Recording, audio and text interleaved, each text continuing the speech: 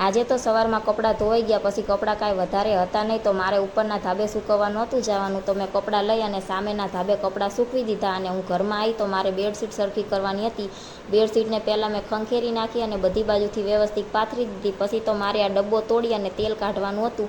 કાલે નવો ડબ્બો લાવ્યા હતા, તો એમાં તેલ કેવું છે એ ચેક કરવા માટે મેં ડબ્બો તોડી નાખ્યો. અને જૂના ડબ્બામાં અડધો ડબ્બો ભરેલો હતો, તો એ નવા ડબ્બામાંથી એક તપેલી ભરી અને તેલ કાઢી લીધું. અને ડબ્બો જેમ હતો એમ પાછો મારે પેક કરીને મૂકવાનો હતો, તો મેં સેલો ટેપ લઈ અને 4-5 સેલો ટેપ મારી અને ડબ્બો જેવો હતો એવો જ પાછો પેક કરી નાખ્યો અને મૂકી દીધો. આજે તો બાટલો આવવાનો હતો, એટલે જે ખાલી બાટલો હતો એ લઈ અને મેં ધાબામાં મૂકી દીધો. બપોર થતાં મારે ભંગાર દેવા જવું હતું, તો યતરાજના ચોપડા જે કાંઈ કામના નહોતા એ બધાય મેં લઈ લીધા.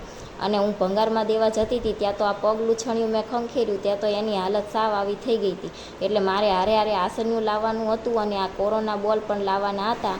અને મશીન ક્લીનરની જે ટેબ્લેટ આવે એ પણ મારે લાવવાની હતી. તો એ બધી વસ્તુ હું લઈ આવી. વિડીયો ગમ્યો હોય તો લાઈક કરજો અને ચેનલને કરી દેજો સબસ્ક્રાઈબ.